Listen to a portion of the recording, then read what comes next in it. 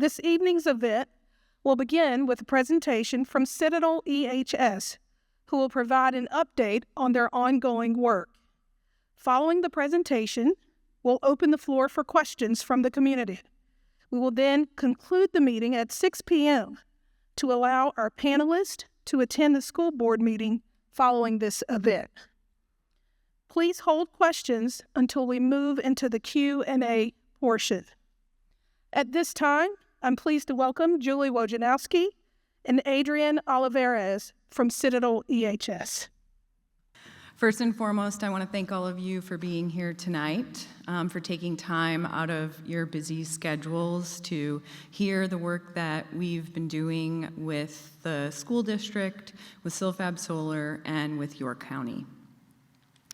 I also want to thank the Fort Mill School District, the leaders, teachers of Flint Hill Elementary, and staff for being so cooperative and welcoming. My colleague and I are here today to tell you a little bit about us to kick off, and then to tell you about the work we've been doing, and then to go deep into the results of the recent air quality monitoring that our team has done. So first and foremost, Citadel EHS, we are a 30-plus-year-old company. We're 100% employee-owned, and we have 100 staff and growing. We have deep environmental, regulatory, and compliance expertise. We are an award-winning EPA organization and are certified with FEMA and the GSA. Well, that was the last slide. We'll have to go back to that. I don't know, my slides didn't make it.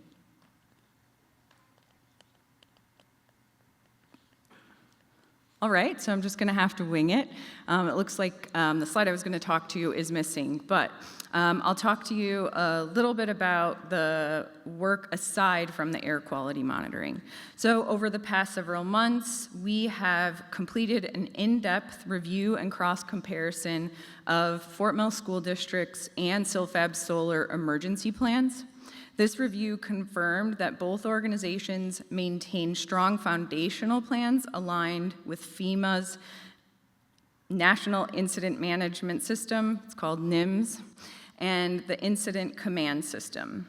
Through that review, specific opportunities to enhance alignment were identified and will be implemented, particularly around communication flows, decision triggers, and terminology. Planning for a joint drill for the Flint Hill campus amongst Fort Mill School District, Silfab Solar, and York County EMS is in the works.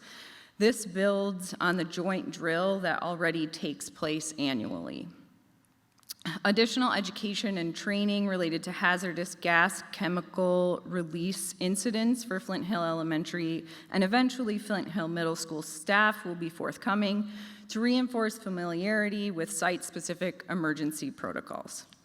In parallel, the district is advancing towards achieving the Well Health Safety Rating, which is a third-party, beyond Citadel verification conducted by the International Well Building Institute, and this rating evaluates institutional readiness across 5 key focus areas: emergency preparedness, cleaning and sanitization, air and water quality management, health service resources, and stakeholder communication.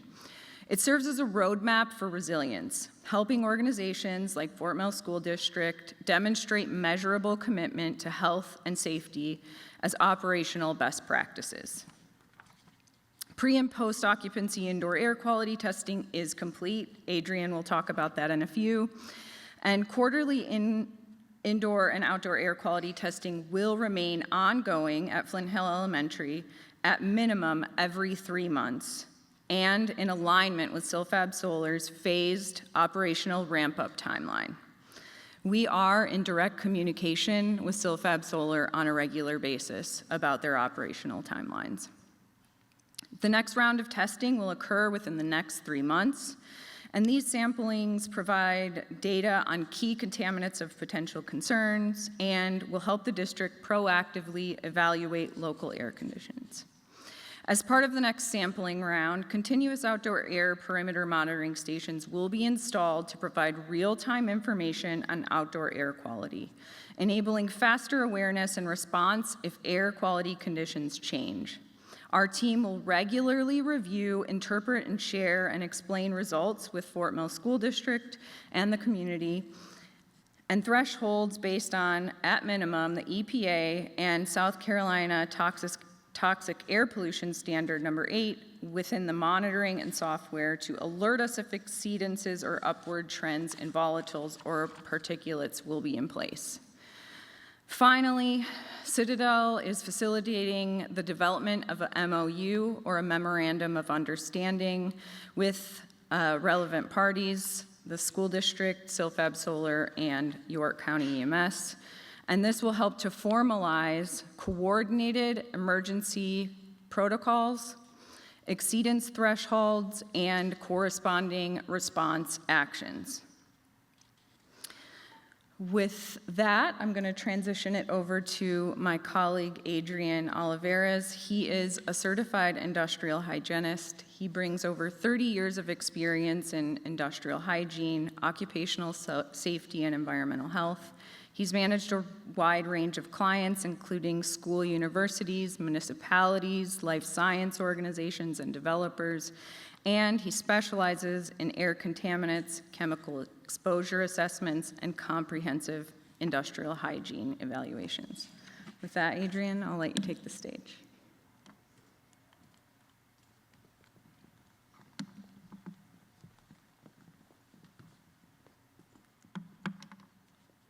Thanks, Julie. You embellished my resume a little bit. 20 years of experience, not 30. I didn't start when I was 15. This presentation is broken up into 5 different sections: project background, scope and methodology, field observations, results and discussions, and key conclusions and recommendations. And there's a lot of information on these slides. I'm not going to be able to cover all of them in the time limit we have, but you guys will get a copy of the presentation after.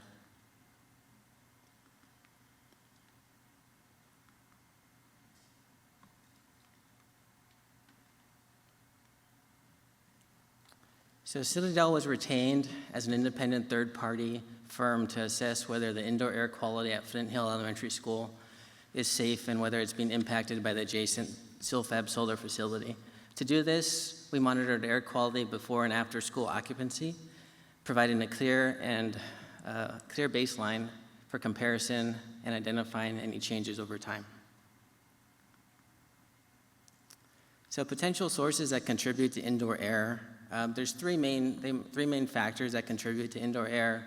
First is new building materials and furnishings. So anytime you have new construction, you have all the building materials that were used to create these buildings and any finishes that they brought in.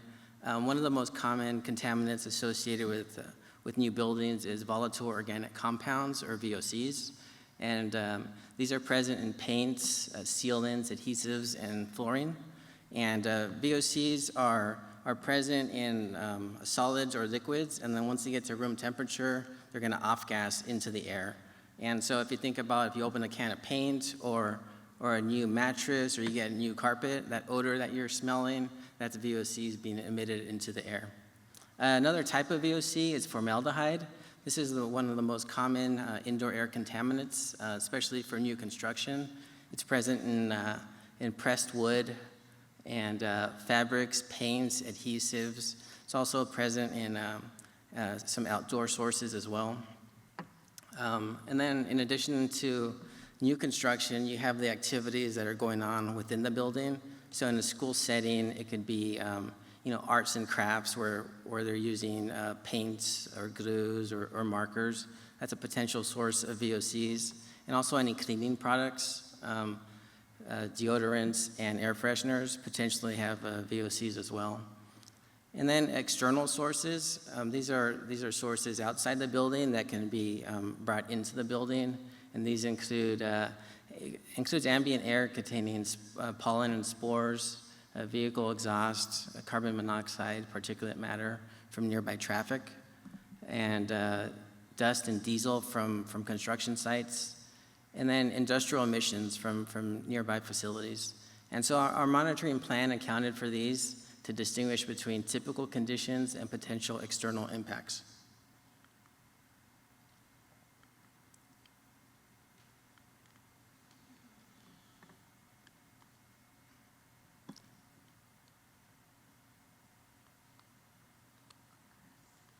It's a little stubborn.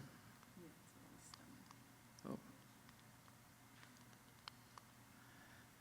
Okay, Citadel implemented a phased monitoring plan aligned with school operations to observe air quality before occupancy, after occupancy, and we're planning, as Julie described, once Citadel startup begins and then quarterly thereafter. But the pre-occupancy sampling was conducted in July. This is when students were moving into their classrooms and, teachers were setting up their classrooms. And then the next round was in September, and that's when the school was operating normally, so there were students and teachers present.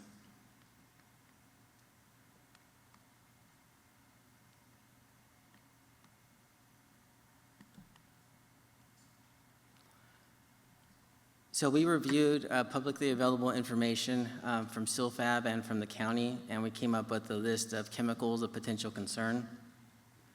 Hydrochloric acid, hydrogen fluoride, volatile organic compounds, and this is a suite of 74 different chemicals that we're tracking. Also ammonia, formaldehyde, silane, particulate matter, that's suspended liquids or solids in the air, really small particles measured in tenth of a micrometer, and if that's like a 1/7 of the diameter of a human hair. So you might not be able to see them, but we can measure for them. And then carbon monoxide. So for each sampling event, we sampled 8 indoor locations and 2 outdoor locations. And these are representing different HVAC zones within the building in areas typically typical for student and staff activity.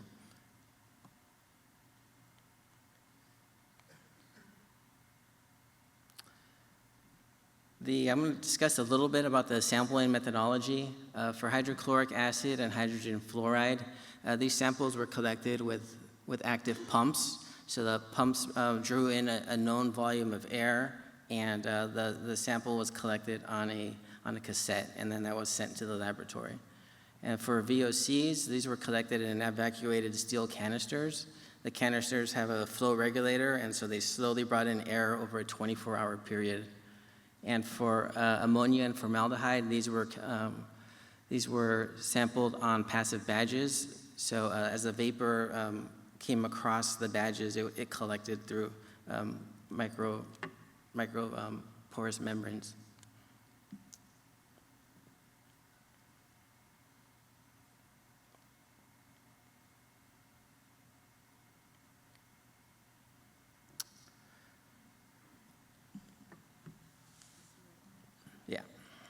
So for quality assurance, this was built into our sampling plan.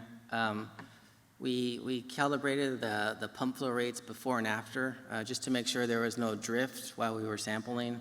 We also submitted samples for following proper chain of custody protocol. So from the moment we sampled, it was tracked of where that sample went until it got to the laboratory for analysis. We also submitted field blanks to ensure samples were not inadvertently contaminated during handling and transport. And then each laboratory is accredited by the American Industrial Hygiene Association Laboratory Accreditation Program. So this is a third-party oversight and validation that the laboratory is analyzing the samples accurately. And then data calculation, because what we're going to compare the results to are based on 24 hours. All the data was normalized to 24 hours. So this just shows the calculations that we used. C1, C2 are sample concentrations that were provided by the laboratory, and then T1, T2 are the sample times. And then we divided that by T, which is 24 hours, or 1,440 minutes. And our methodology was designed to meet the same level of rigor applied to occupational and environmental health studies across the country. This ensures that our data is both defensible and comparable to recognized regulatory and health-based standards.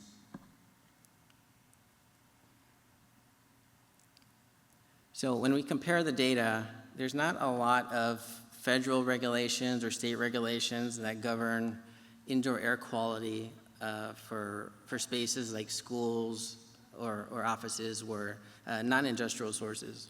The main one is Fed OSHA, and they regulate industrial workplaces. So they're developing permissible exposure limits specifically for the industrial worker. When we get to situations where it's non-industrial, then we have to look to human-based, health-based screening levels, and we looked for state-level regulations. So we compared it to the South Carolina Toxic Air Pollutant Regulation, and this establishes allowable ambient air concentrations of toxic air pollutants beyond a facility's property line. It's not intended for indoor air assessments, but we use it here for comparison purposes and also because it's a state-level regulation. The other screening level that we use is the United States Environmental Protection Agency regional screening level for residential air. And these are chemical-specific concentrations for individual contaminants in air using generic exposure parameters for long-term exposure scenarios. So these are risk-based screening tools. They're not regulatory limits. And the residential air scenario assumes that somebody is inhaling the air for 24 hours per day for 350 days per year over a 26-year period. So the screening levels are extremely conservative, but we use those for two reasons. One, because you can quickly screen out a chemical if it's below that RSL value, then you know it's not a concern, you don't need to worry about it. Number two, if it's above the RSL, then it acts as an early warning detection system where you identified that chemical or chemicals and you can track that over time to see if it's increasing or decreasing or if it's stable. And if it is increasing, then you can apply mitigation measures before it becomes a concern.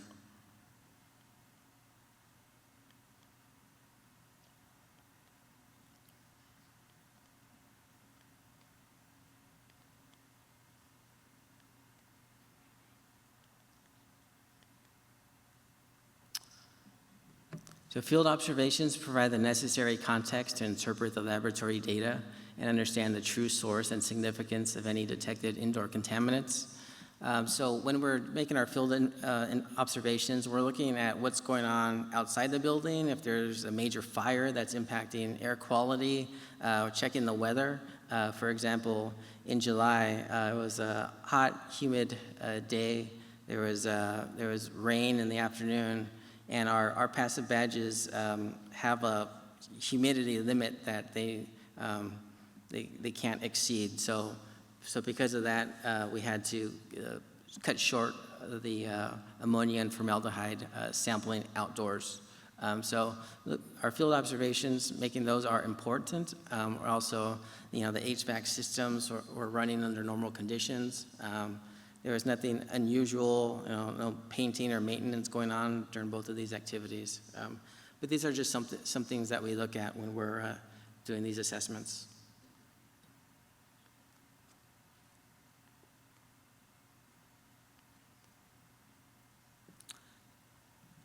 So getting into the results, hydrochloric acid, these are, we collected the 8 indoor locations for 2 events and 2 outdoor locations.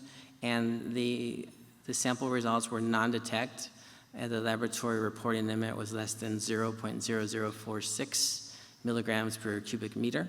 And you compare that to the EPA screening level of 0.021 and the South Carolina TAP limit of 0. I think that says 175. So they were below that. And the way the laboratory reports this, it's a less than value. Just there's limits based on the methods that are used and the sensitivity of the equipment. There's no absolute 0. That's not possible. So it becomes a less than value. hydrofluoric acid, similar, not detected outdoors, not detected indoors for both sampling events. One thing that I wanted to point out was the July event. The non-detect value was 0.0046 milligrams per cubic meter, and then in September it decreased to 0.0021 milligrams per cubic meter. We made a change in our sampling procedures to get down to that lower limit because we wanted to show that the South Carolina tap limit was not exceeded.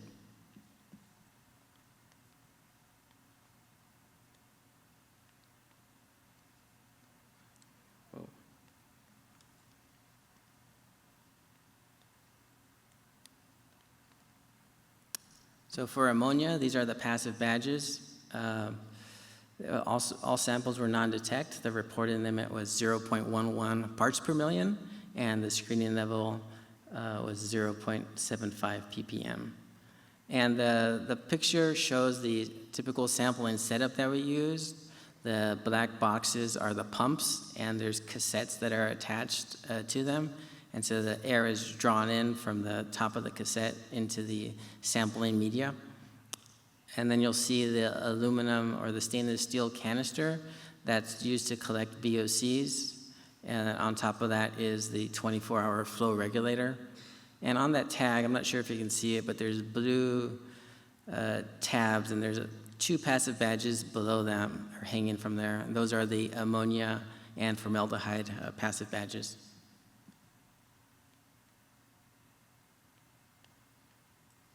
So for formaldehyde, this is, as I said earlier, this is one of the most common indoor air pollutants, especially with new construction. It's present in a lot of construction material and fabrics.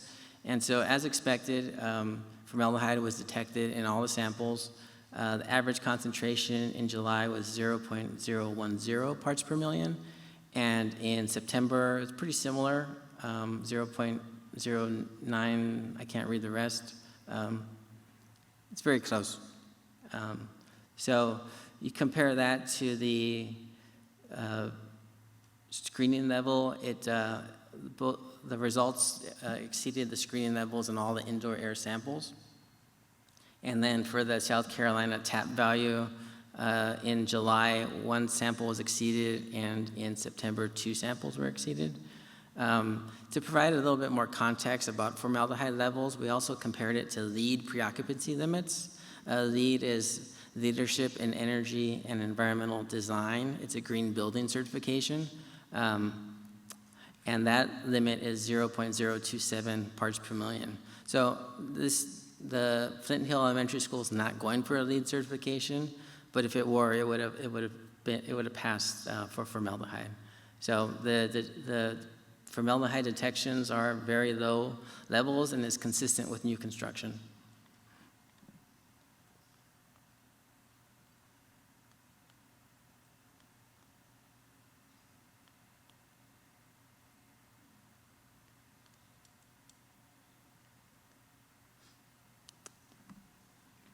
So for VOCs, as I mentioned earlier, there were 74 VOCs that we were looking at. 19 of those VOCs with human health screening levels were present in the samples. Most VOCs were present at low concentrations, typical of an occupied building. And I can't even read that. Several compounds were measured above conservative regional screening levels, but they were all below the TAP values. So overall, these findings suggest that while some VOCs were detected above conservative screening levels, their concentrations were not indicative of a health concern. But let's dive a little bit deeper into those VOCs.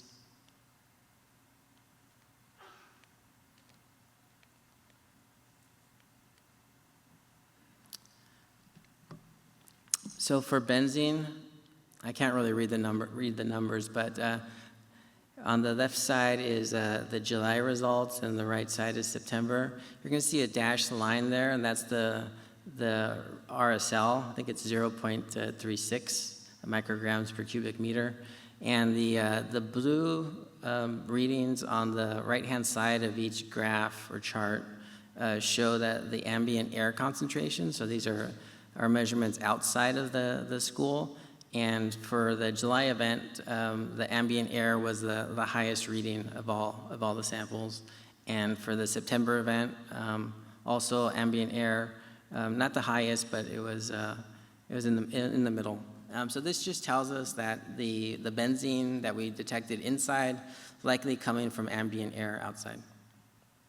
Benzene has a lead preoccupancy limit, and that's 3 micrograms per cubic meter.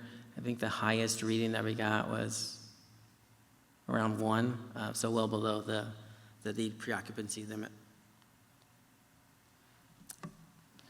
Trans 1,2-dichloroethene.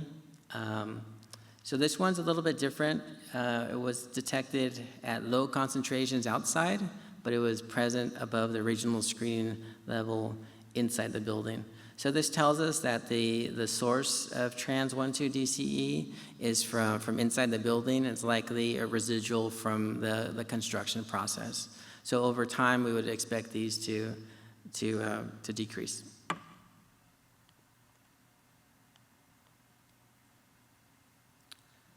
Same story with 1,4-dioxane. It was not detected outside, but it was detected inside. It's a typical contaminant inside, especially with new construction. So over time, we'd expect these to decrease as well. There's 3 more VOCs that had some readings above the RSL. Those are ethylbenzene, naphthalene, and acrylonitrile. All of these had a couple detections, but these were present in low concentrations. They're above the RSL, but these are typical of new construction as well.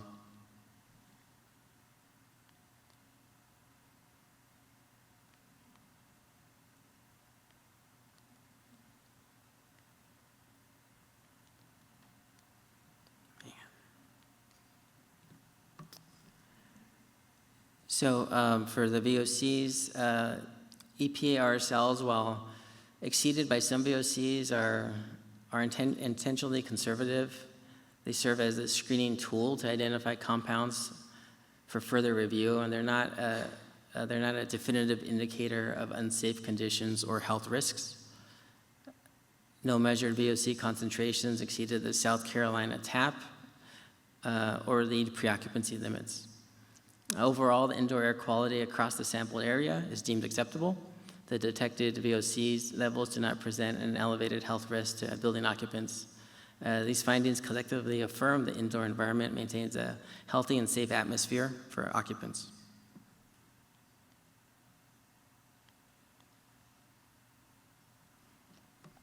This table just summarizes the results from our direct read instruments. I'll just go over the key ones at the bottom. Silane, it's one of the chemicals of potential concern that SilFab uses. It was zeros for both events, which is to be expected because they haven't started manufacturing yet. And then PM10 and PM2.5, low concentrations, well below EPA limits for outdoor air.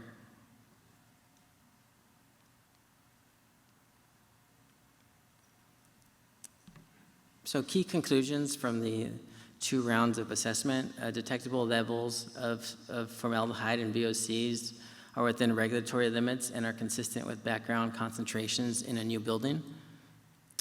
The indoor air quality is fully compliant with applicable OSHA, EPA, LEED, and ASHRAE standards. We didn't see any impacts from specific chemicals from the nearby SilFab solar facility. And there is effective ventilation and filtration. General indoor air quality parameters demonstrate robust ventilation and filtration. And so in summary, the monitoring confirmed the school's air quality is safe and healthy for the occupants, with no increased risk identified from the neighboring solar manufacturing facility.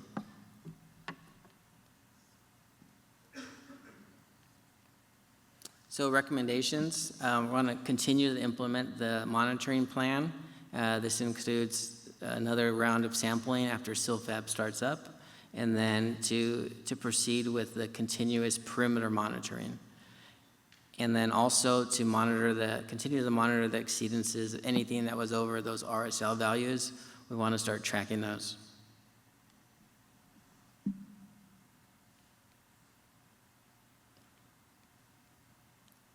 I believe that's it.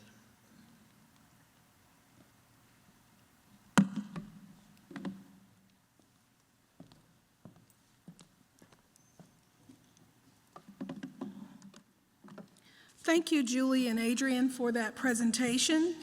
We will now open the Q&A portion of tonight's meeting. Joining us on tonight's panel are Board Chair Christy Spears, Board Vice Chair Lippy Pratt, Superintendent Gray Young, Director of Safety and Security Rich Todd, Chief Communications Officer Joe Burke, and our representatives from Citadel EHS, Julie and Adrian. York County Emergency Management could not join us tonight, but did provide a statement.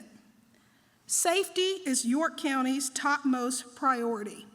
The county stands ready to be fully supportive of Fort Mill School District's efforts to keep students, staff, and their communities safe. The county's Office of Emergency Management has developed robust plans designed to respond to a variety of crisis scenarios, including those related to CILFAP. We are prepared to review any information and data collected by Citadel and will adjust our response plans accordingly if needed.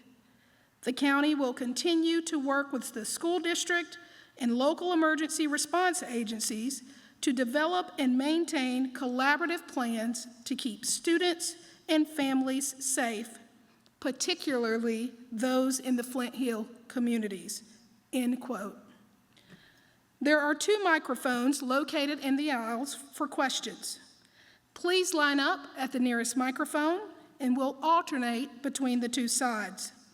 To allow time for as many questions as possible, we ask that you keep your questions direct and avoid making statements or repeating questions that have already been addressed. We also ask that everyone remain respectful throughout the event. Please refrain from shouting out from the audience, and please use our microphones for questions. As a reminder, the panel cannot answer questions related to zoning, permitting, licensing, or operations of local businesses, as those matters fall outside of our authority. Tonight's discussion will focus specifically on our schools and the work being conducted by Citadel EHS. At this time, we'll begin with the microphone on my right.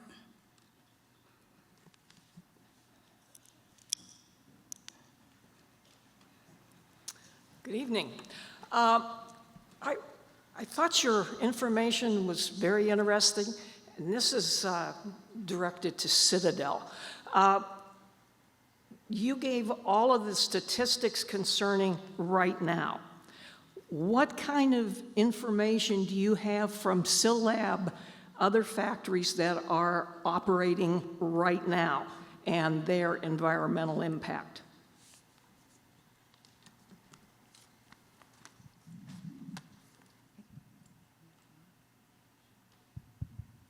So I think the question you're asking is, what information do we have about CILFAB's current operations or any other operations of facilities in the vicinity? Is that correct? Not in the vicinity. Any place that SILLAB is operating solar-type panel operations. What kind of specific information do you have regarding the various chemicals and the pollution? Thank you. So I'll take a stab at this, and then Adrian, you can weigh in. Our focus has been limited to the local region and CILFAB's operations here. SILLAB's not operating yet, though, are they? I said operations. Yeah, okay. I mean, they will be operating. But they're and not now. There are, to the best of our knowledge, they are not operating right now. Okay. I have a second question. Oh, I was going to say, if I understand correctly, I think what you're trying to get at is do we have any predictions based on operations that are happening elsewhere? And I don't know if you guys have done any of that work or have that information. No, we have But that's- no predictions on that. Okay, and I do have a second question. What have you done as far as predicting the extra amount of pollution that's going to come from the extra cars that are going to be in the area? We've not done any predicting. Okay, all right, thank you. We'll move to this side of the room. Hey, so I just wanted to make an announcement. If anybody is left frustrated with what you hear tonight, I want to let you know that we're planning on discussing all of the risks, not just the ongoing monitoring. We're going to have a parents' information session next Monday at Antioch International Church, 7 p.m. FlintHillParents.com is where you can find more information. Last year on November 19th, I said to this board that we simply cannot accept that mitigation or emergency responses are suitable when Silfab's proposed use is prohibited for that location. I asked you then to stand up for this community, to tell York County that your property rights are being violated, and to insist that the BZA ruling be upheld. So tonight, I'll ask a simple question. Has your legal counsel, your zoning expert, ever seen another so-called light industrial company retrofit a warehouse with clean rooms, fireproof walls, erect 50-foot smokestacks, on-site wastewater treatment facilities, and build dedicated standalone storage buildings to accommodate over 1 million pounds of flammable and toxic Class 3 and Class 4 chemicals next to schools and homes? Because if what I just described doesn't sound like light industrial to you, then we all deserve to know why you feel it belongs next to Flint Hill schools and our homes. I'm gonna answer the same way I answered you the first time you asked, which is we have consulted a number of attorneys, and they have advised us what role we should play, and that is what we are going to continue to do. Can you cite for me the South I Carolina cannot, law and you know I that cannot. prohibits you Unfortunately, for questions advocating for regarding student the safety? permitting, zoning, licensing, and operations of commercial businesses cannot be addressed by our panel as they are outside of their jurisdiction. That's not the case. Thank you. Next question?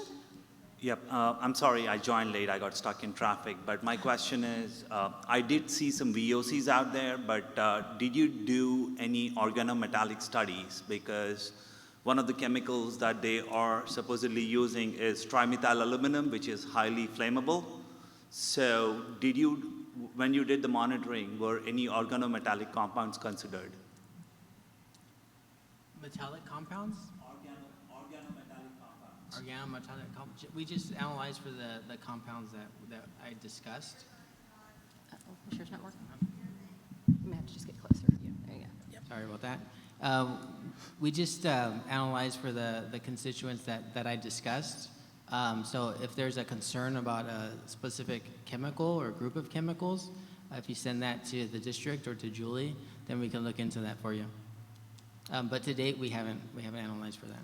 Okay, but the only question is, I know I saw silane out there, but what were the other chemicals that were looked out for? Because there's a ton of stuff like ammonia based, and then you have hydrofluoric acid, hydrochloric acid, all these acids. So what are the type of things that were monitored on there?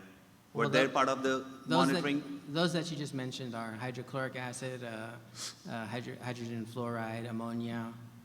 Those are all being monitored. Okay, so I'll send a request to the thing, but considering organometallics would definitely be helpful because I'm more concerned about that than anything else. Thank you. Understood. Thank you. Thank you. We'll move to this side. My question is for Ms. Woljanowski. I believe I heard that you and another Citadel EHS representative have done several site tours at Silfab. Did any of these site tours occur before the June 24th stop work order? Did Citadel EHS miss the multiple safety violations discovered by the fire marshal? Was the tour too limited in scope, or did Citadel simply ignore the safety violations? Thank you for your question.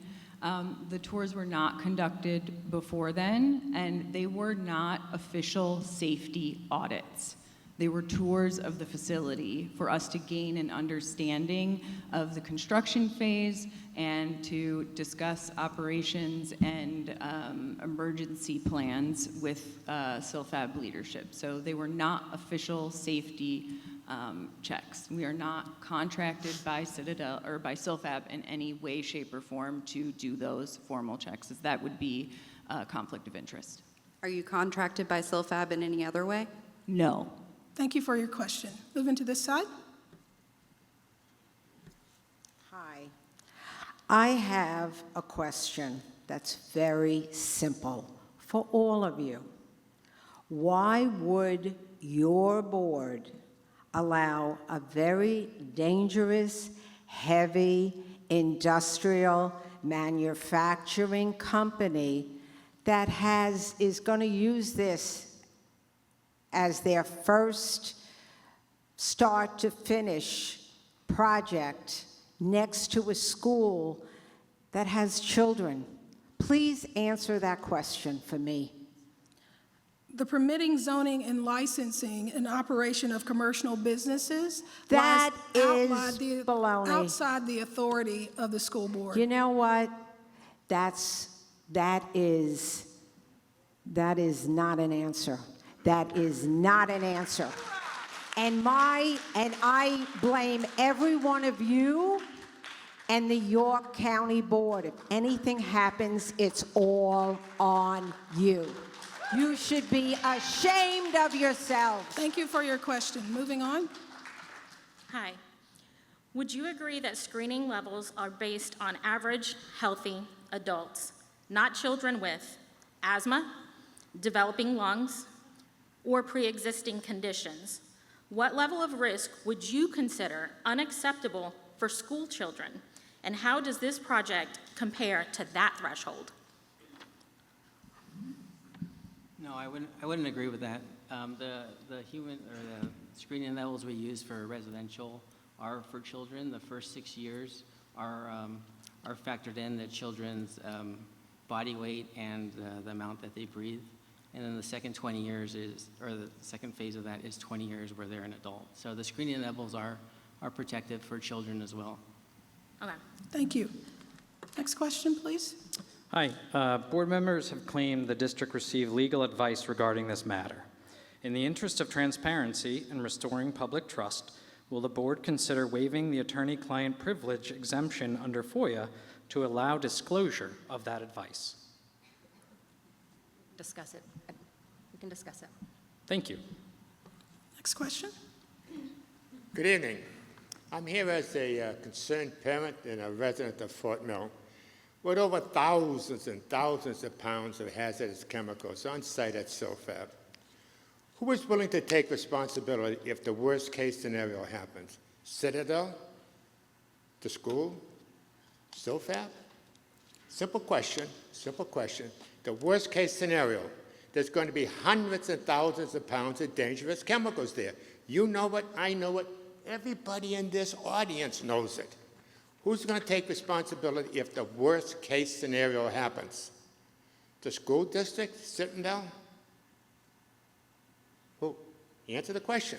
I'm asking the question. Please answer it. I mean, we cannot speak for Silfab or the county. So okay. We will take responsibility for we will have safety plans in place like we do for all of our schools. And we will take responsibility for those safety plans as we move forward. The safety plans that you have in place for the schools. And you think you have enough safety plans in place right now to take care of all the hazardous chemicals that are going to explode if the worst case happens? I don't think you do. Again, I cannot speak for Silfab or the county. Thank you. Next question. Sorry, I'm so nervous. I guess I would like more education about like the logistics and how some of the sampling techniques and that type stuff works. That I know that you're putting the machines out quarterly and that they're collecting on the whole list of things that there were like 8 different things that they're looking for.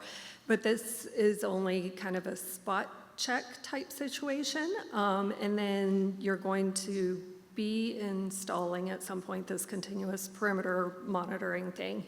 And it had a few things listed that is looking for as well. But the 2 lists are not consistent with each other. Like hydrochloric acid and hydrogen fluoride were on spot checking one, but not on the continuous one.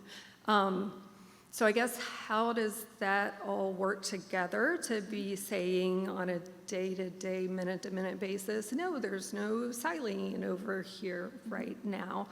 I guess in my uneducated head, I look at it like I'm going outside to decide if my neighbor enjoys grilling hamburgers or not. And so I walk out the back deck and I smell hamburgers and I say, why, yes, they do enjoy it.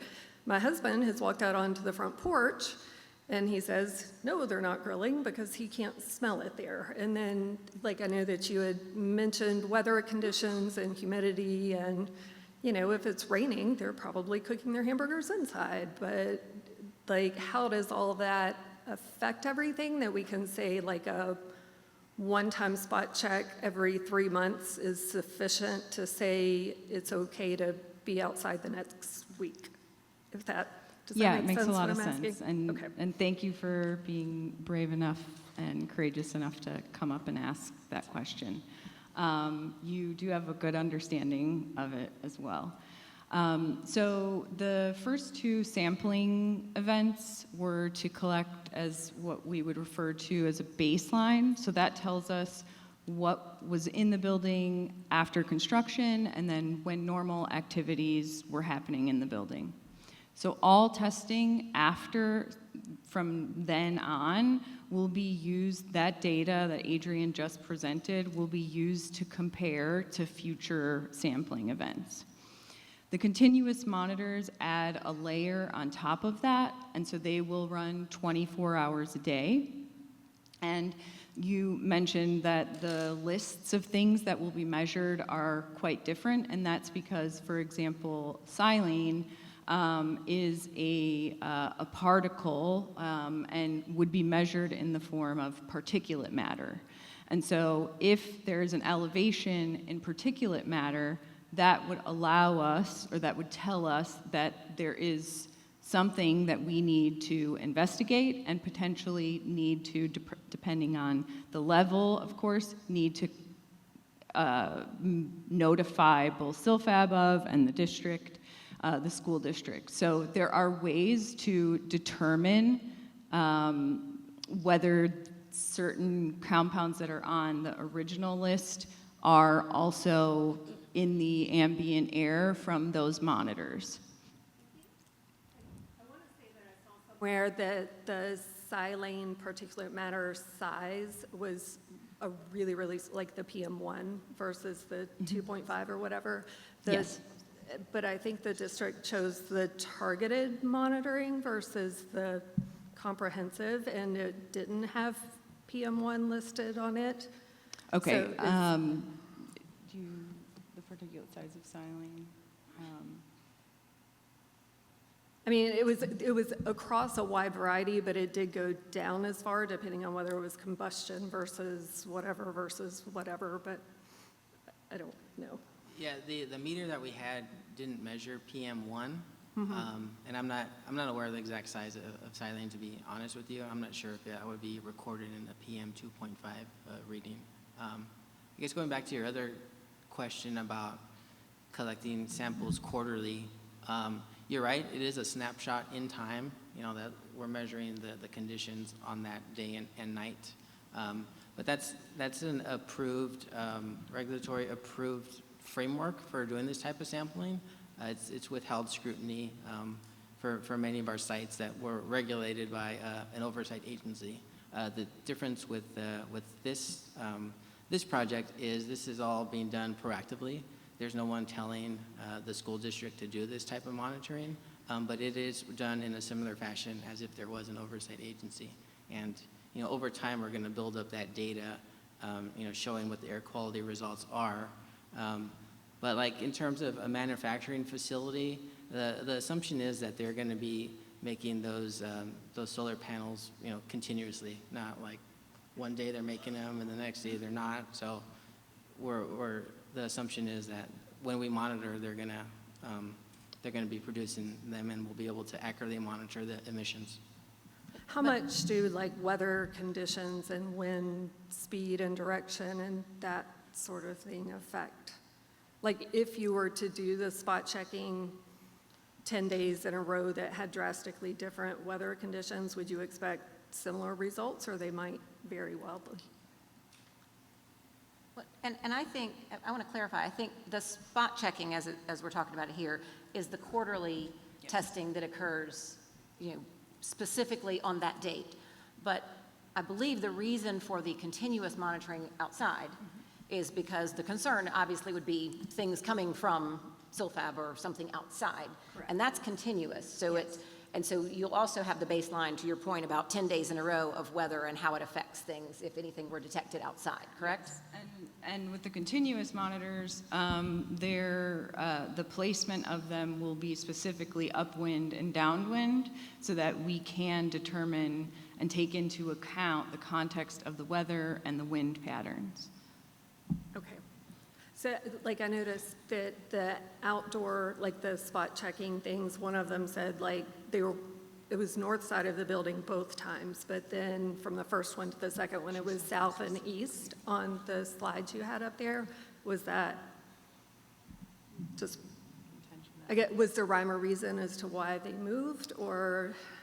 Yeah, I don't correct. know. I want to have confidence in Sure. we're seeing the whole picture, but I don't really know the right questions to ask. So maybe the monitor station on the north side, that was because it was closest to SILFAB. Okay. Monitoring on the south side, that was not the original plan. It was always supposed to be on the roof, but we didn't have access on that first day, so we moved it to the south side near the parking lot. And then on the second event, we moved it onto the roof, so we can get a more accurate picture of what the air intakes could be bringing into the school.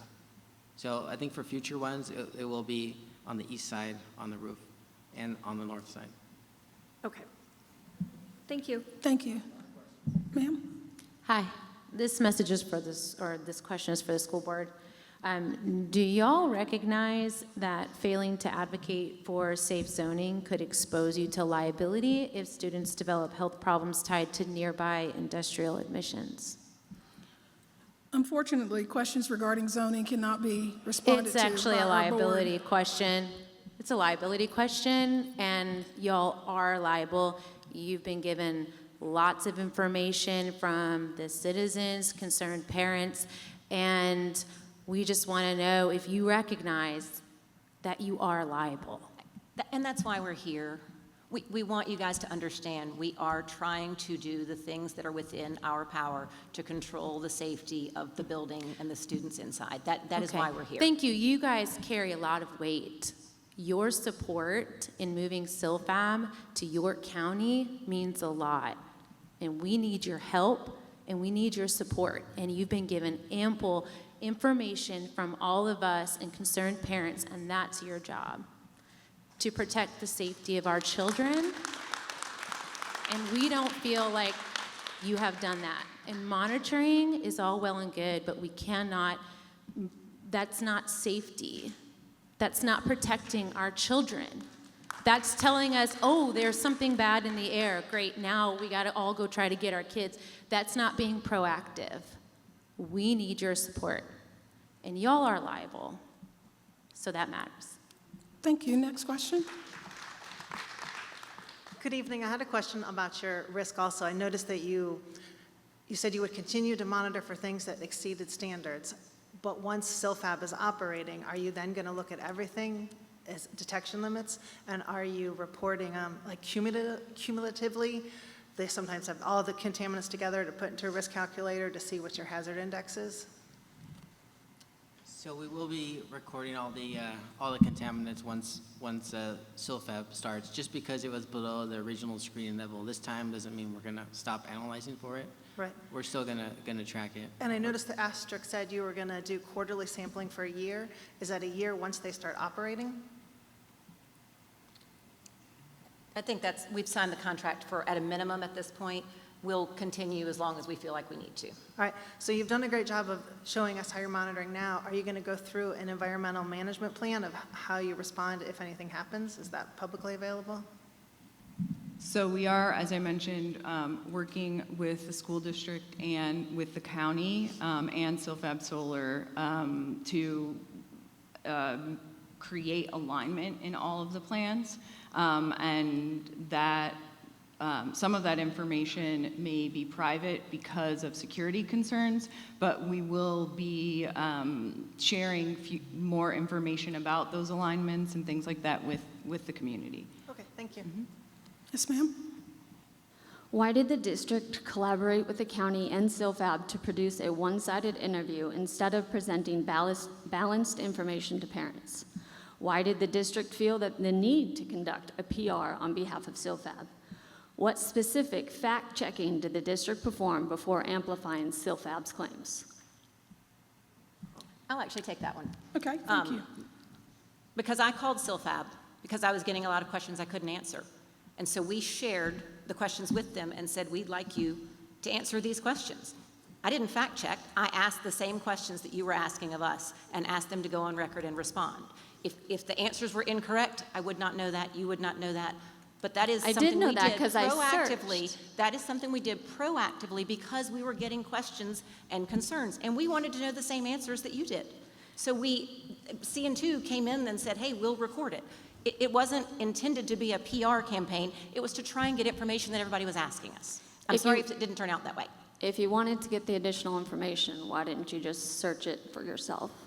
Or ask somebody else educated? If you go to the source of the question, if I go to my kid and I say, hey, why did you hit him? Oh, I didn't hit him, it wasn't me. That is essentially the same situation. You go to the source to ask what happened. You're not actually fact-checking or actually looking into the information. I'm sorry if it came across that way. We were trying to get answers. Yes, sir. Hey, Scott Kogenauer, 122 West Oak Street in the beautiful Whiteville Park downtown Fort Mill, 33-year resident. And I did have a 2010 and a 2013 grad, came out of NAFO. So anyway, I did 9 years of football announcing and basketball announcing here at Nation Forward. I'm the Catawba Ridge Friday night now. So anyway, I do appreciate everything you've informed us with. A lot of the questions were answered while I was standing here. I think the contract's for another year with this. I'm not sure how long these tests are going to continue on. I think we'd all feel more comfortable if we had a 3-year or a 5-year commitment to do that along that line. So just as a reference as far as that goes, but I do appreciate your transparency. And of course, cost is coming up because I'm a small business owner. So just at some point, like to know if this is operation cost that this is getting put on small businesses, or if Silfab, or if there is another agency that would help offset these costs for our school district, and just be upfront as far as where we are, what costs we've got incurred, what our legal fees are. I've asked the same thing for the county, where we are. So we really, as citizens, would love to know where our costs are in this project also. But thank you for everything y'all have done. It is 5:58, so unfortunately, we're near the end of our time. We'll take one final question, and then we'll have some final remarks for those of you that may wish to share more information or contact us. Yes. Thank you. Does the district believe that children's health and safety should take priority over tax revenue from industrial development? Yes or no? Can you repeat Can you repeat your question? Yes. Does the district believe that children's health and safety should take priority over tax revenue from industrial development? Yes or no? Yes. Thank you. Do we have time for one more? Is it 6 o'clock? I'm so sorry. It's 5:59. And Okay, I got time. I just want to know, we talked a lot about air quality, and that is important, but we haven't heard anything about accidental release or explosion. We'd like to know more about the plans in the event of a catastrophe, not just a little bit of air quality. Thank you for your comments. Out of respect for our school board, who has to attend a meeting shortly after this, thank you for being here tonight and for sharing your questions and feedback. I would like to give you some additional information. If you were not, we'll go. Oh, okay. Thank you. Yes, I appreciate the question. We have a comprehensive plan at the district level. Also, schools have their own individual plans that are developed in coordination with York County Emergency Management and other public safety officials. So in the event of an incident that happens at CILFAB or whether it's any other location around the school, our administrators, our staff members all have the authority to implement immediate protective actions until the district can kind of guide that incident. Something of the nature you're talking about is going to impact much more than the school. It's going to impact homes that are in the area, businesses, highways. So it's not going to be just a district response. It's going to be a community-wide response led by emergency management. And again, we work very closely with those guys. So it's not, again, that catastrophic you're talking about, it's not going to be just the district managing this. We're going to have a lot of resources that are going to be supporting us as well. Yes, thank you. Which is why it should be 300 miles somewhere else. Thank you. Thank you all for being here tonight and for sharing your questions and feedback. If you were not able to ask your questions or would like to submit additional questions, please email us at communications@fortmillschools.org. Again, that's communications@fortmillschools.org. You can also find updates regarding the Citadel EHS work and related information on our website at fortmillschools.org. A video of tonight's event will be available on the district website. Thank you again for your time and participation. Have a wonderful evening.